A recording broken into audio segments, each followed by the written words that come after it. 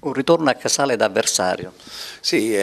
non è il primo è stato particolare, è stato fantastico perché poi Casale ha questa tradizione di celebrare i propri ex nella prima occasione possibile quando arrivano da avversari con così, filmati, emozioni forti, e quindi è stata quella forse la prima vera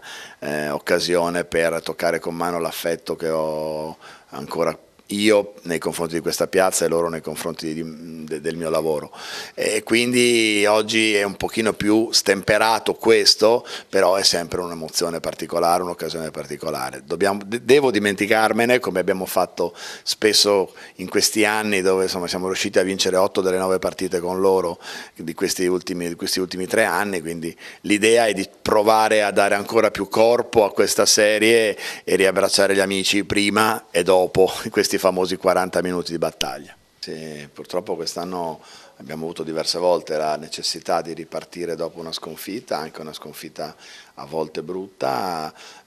questa per certi versi lo è stata meno, ma è stata comunque importante perché ci ha tolto un ennesimo confronto diretto, e quindi insomma